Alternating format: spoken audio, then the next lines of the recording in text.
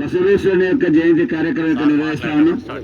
ఇది కార్యక్రమాన్ని ఈరోజు భారతదేశంలో ఏదైతే బుద్ధుడు జ్ఞానోదయం పొంది బౌద్ధ మతాన్ని స్థాపించాడో అట్లాగే హిందూ సాంప్రదాయంలో వీరశైవ మతంలో లింగాయత ధర్మాన్ని స్థాపించి లింగాయత మతాన్ని ప్రారంభించిన వ్యవస్థాపకుడు బసవేశ్వర జయంతి కార్యక్రమాన్ని నిర్వహిస్తున్న ప్రియమిత్రులు రాజారాం ప్రకాష్ సార్ గారు, అట్లాగే విశ్రాంత ఇంజనీర్ శ్రీనివాసులు శెట్టి గారు, బాల్మీయ గారు, సురేష్ గారు ఈ కార్యక్రమానికి ఇచ్చేసిన అందరికీ స్వాగతం పలుకుతూ, బసవేశ్వరుడు ఆ రోజుల్లో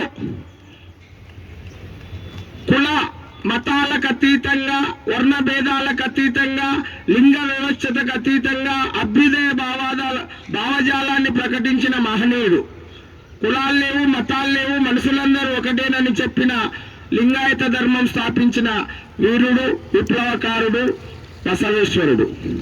బసవేశ్వరుడు 1134 మే 3న 1196లో అక్షయ తృతీయ, దీన్నే వైశాఖ తదియ అని కూడా అంటారు. ఈరోజు ఏప్రిల్ 23 అక్షయ తృతీయ రోజు జన్మించినట్లు మనకు చారిత్రక శాసనాలు, ఆధారాలు ఉన్నాయి. అయితే బసవేశ్వరుడు ఆ రోజుల్లో కర్ణాటక బాగేవాడలో, బాగల్కోట అని కూడా అంటారు, బాగేవాడ కర్ణాటక మాదరాజు మాదాంబ అనే పుణ్య దంపతులకు జన్మించారు. చిన్నప్పుడే ఆయన శివతత్వాన్ని అవగతం చేసుకున్న మహనీయుడు. తల్లిదండ్రులు ఉపనయనం చేయాలని నిశ్చయిస్తే ఉపనయం నచ్చక, కర్మకాండలు నచ్చక కూడల సంగమం వెళ్ళి అక్కడ సంగమేశ్వరుని గురించి ధ్యానం చేస్తే సంగమేశ్వరుడు వరమిస్తాడు శివుడు.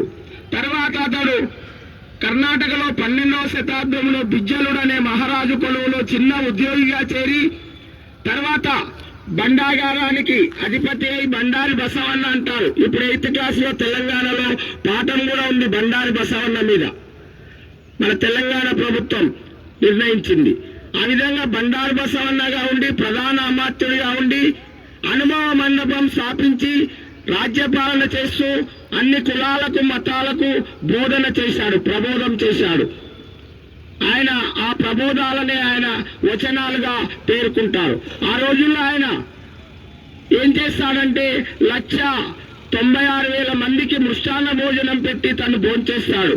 దీన్ని తర్వాత భక్త సిరియాలను కూడా అనుసరిస్తాడు. ఆ రోజుల్లో అది ధర్మం. తర్వాత ఆయన అనుభవ మండపంలో ఇప్పటి పార్లమెంట్ తరహాలో ఉండేది అప్పటి అనుభవ మండపం.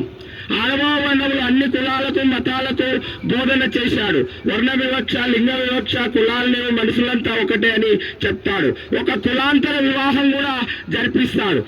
ఆ రోజు హైందవ సాంప్రదాయాలు, మూఢాచార విశ్వాసులు వాళ్ళను హత్య చేస్తారు, చంపుతారు. అది నచ్చక ఆయన మళ్ళీ కూడల సంఘం వెళ్ళి కొంతకాలం అక్కడ గడిపి శివునిలో ఐక్యమవుతాడు.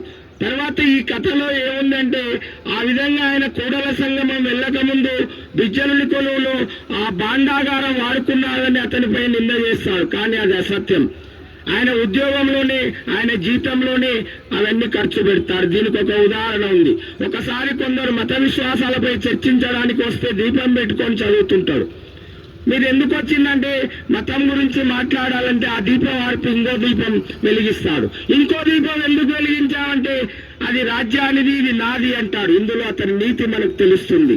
అంటే రాజ్యం సొమ్ము అతడు వాడలేదు. తర్వాత ఆయన ప్రబోధించిన వచనాలు అంటాడు. అంటే బసవేశ్వరుని ప్రబోధనలు వచనాలు అంటారు. లింగాయత ధర్మంలో అది లింగాయతను స్థాపించి లింగధారణ చేసుకుంటాడు ఎదలో. కనుక ఆ వచనాలు 64 లక్షలు ఉన్నట్లు ఉన్నాయి, కానీ అవి లేవు, కొన్ని వేలే మనకి ఇప్పుడు లభ్యంగా ఉన్నాయి. కనుక తర్వాత అన్నమయ్య, వేమన, వీరబ్రహ్మం కూడా బసవేశ్వరుని అంటే సూత్రాలను, సిద్ధాంతాలను అనుసరిస్తారు. ఆత్మస్థుతి, పరనింద, పాపం అంటారు. ఆహారం, ఇల్లు, బట్ట, జ్ఞానం, వైద్యం మనిషికి అవసరమని సామ్యవాదాన్ని కార్ల్ మార్క్స్ కంటే ముందే సామ్యవాదాన్ని చెప్పిన మహనీయుడు. ఒకరోజు ఆ రోజుల్లో నిజలింగప్ప కర్ణాటక ముఖ్యమంత్రి అంబేద్కర్ గారు రాజ్యాంగం రాస్తుంటే బసవేశ్వరు గురించి చెప్తారు. సమానత్వాన్ని ప్రబోధించిన మహనీయుడు అంటే వారి గురించి నాకు ఇంతకాలం చెప్పలేదు, ఇంతటి మహనీయుడు కర్ణాటకే పరిమితమా అని అంబేద్కర్ గారు బాధపడతారు. ఆ విధంగా సర్వమానవ సమానత్వాన్ని, కులమతాలకు అతీతంగా అందరినీ ఏకం చేసి లింగాయత ధర్మాన్ని చెప్పిన మహనీయుడే మనకు బసవేశ్వరుడు, బసవన్న, బసవుడు అంటారు. అందుకే పాల్కురికి సోమనాథ కవి తెలుగులో ప్రసిద్ధమైన కవి. ఆయన బసవ పురాణం, ఋషాధిప శతకం రాస్తాడు.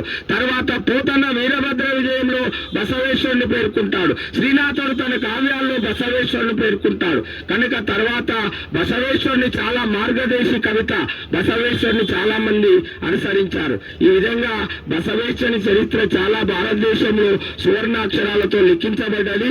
మన పార్లమెంటులో కూడా ఇప్పటికీ బసవేశ్వరుని విగ్రహం ఉంది. తర్వాత మన తెలంగాణ సాధించుకున్న తర్వాత 2014లో 2015 నుంచి తెలంగాణ ప్రభుత్వం ట్యాంక్ బండిపై మహనీయుల విగ్రహ శాసన బసవేశ్వరుని విగ్రహం పెట్టి ప్రతి సంవత్సరం అక్షయ తృతీయ రోజు అక్కడ పూజలు 2015 నుంచి నిర్వహిస్తున్నారు. ఈ రోజు కూడా అక్షయ తృతీయ రోజు బసవేశ్వరుని జయంతిని మన తెలంగాణలో అన్ని జిల్లాల్లో అధికారికంగా ప్రభుత్వం నిర్వహిస్తుంది. రవీంద్ర భారతిలో కూడా నిర్వహిస్తుంది. కనుక బసవేశ్వరుని సిద్ధాంతాలు సామ్యవాద ప్రజాస్వామ్య సిద్ధాంతాలకు అనుకూలంగా ఆ రోజే కులమతాలను నిరసించిన మహనీయుడు బసవేశ్వరుడు. కనుక ఈనాటి యువత ఆయన సిద్ధాంతాలను అనుసరిస్తూ కులమతాలకు, వర్ణ వ్యవస్థకు, అంటరానితనాన్ని దూరం పెట్టి అందరూ మనుషులంతా ఒకటే, కాయమే కైలాసం, శివుడే దేవుడు, జీవాత్మనే పరమాత్మ, మనిషిలో జీవుడే దేవుడని చెప్పిన అద్వైత సిద్ధాంతాన్ని ప్రబోధించి మరో శంకరుడుగా పేరుగాంచిన మహనీయుడు బసవేశ్వరుడు అని తెలియజేస్తూ ముగిస్తున్నాను. ఇప్పుడు